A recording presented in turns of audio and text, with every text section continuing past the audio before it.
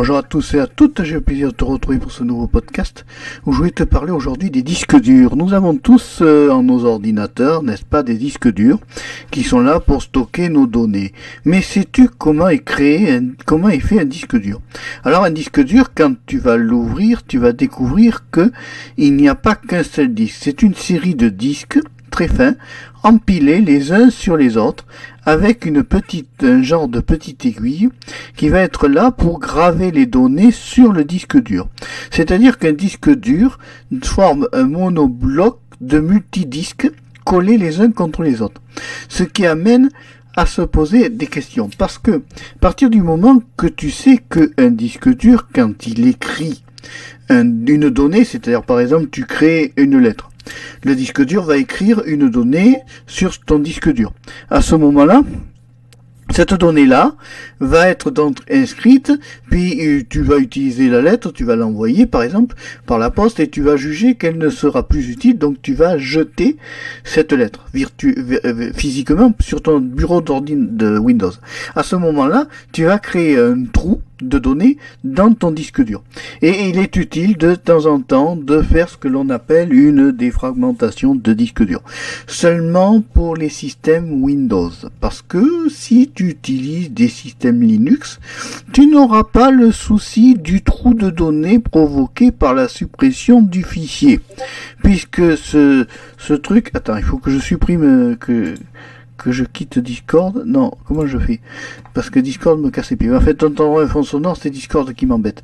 Bon, donc automatiquement, quand l'on crée des trous de données, on crée donc des espaces qui sont des espaces où après, si tu ne les regroupes pas, ces espaces, en procédant sous Windows à une défragmentation, chose que tu n'as pas ce problème sous Linux.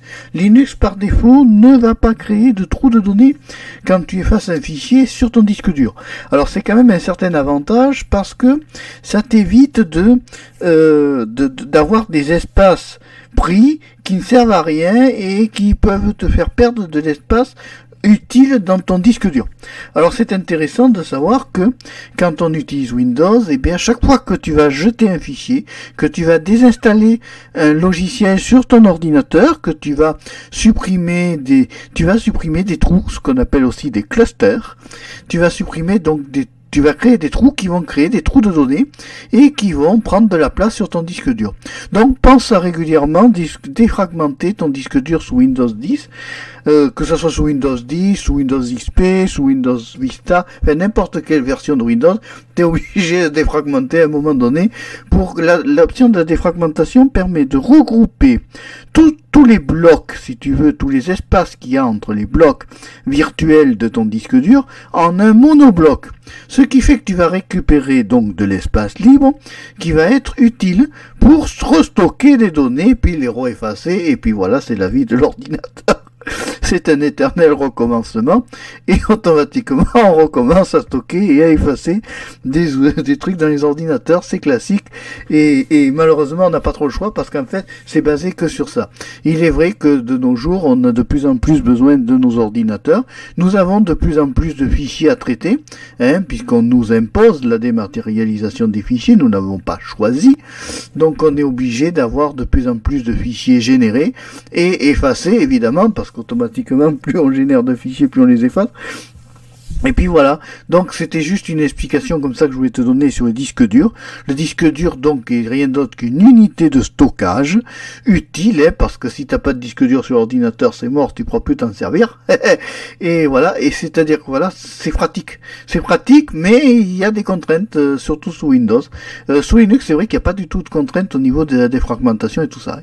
Tu n'auras jamais ça sous un système Linux. Je rappelle, pour ceux qui ne connaissent pas les systèmes Linux, que c'est un truc qui est gratuit, que tu peux le télécharger par le biais de DistroWatch le site, que tu n'auras rien à payer et qu'en plus le système Linux prendra 3 fois moins de place sur ton disque dur par rapport à un système Windows. Windows est lourd, il prend beaucoup de place sur le disque dur, il s'alourdit avec le temps, c'est-à-dire que moi j'ai constaté que mon PC Windows 10 devient de plus en plus lent avec le temps, c'est-à-dire que plus il se met à jour, plus il s'alourdit. Oui, parce que au fur et à mesure, il charge des correctifs de logiciels qui fait que ça alourdit sur le disque dur. Par contre, si tu utilises un système Linux, tu constateras que ton système Linux, qu'il soit plein ou vide, il ne bouge pas, il a la même performance, et ça c'est intéressant, et il n'endommage pas les disques durs, et en plus il n'y a pas de virus. Alors ça c'est le pied avec Linux, chose que c'est pas le cas avec notre cher Windows, où on peut choper des ransomware et des cochonneries dans ce genre. Moi j'en ai chopé un sur mon PC Windows 10 portable et j'ai tout viré hier, et j'ai mis une Linux Mint 19 XFCE, la dernière version de Linux Mint, et ça fonctionne du feu de Dieu. J'ai récupéré le son, chose que je n'avais perdu sous Windows 10, parce que quand tu perds un driver c'est le bazar, hein. Les disques durs sont des unités de stockage, mais ils ne sont pas à l'abri d'Alzheimer. Voilà ce que je voulais dire sur les disques durs dans ce podcast. J'espère que ce podcast t'a plu. N'hésite pas à le liker, à mettre des cœurs, à lui faire des bisous de partout. Allez, je te souhaite une bonne journée, et puis j'espère te retrouver à la prochaine pour un autre podcast. Allez, au revoir, à bientôt, et merci d'avoir suivi ce podcast jusqu'au bout. Bye bye.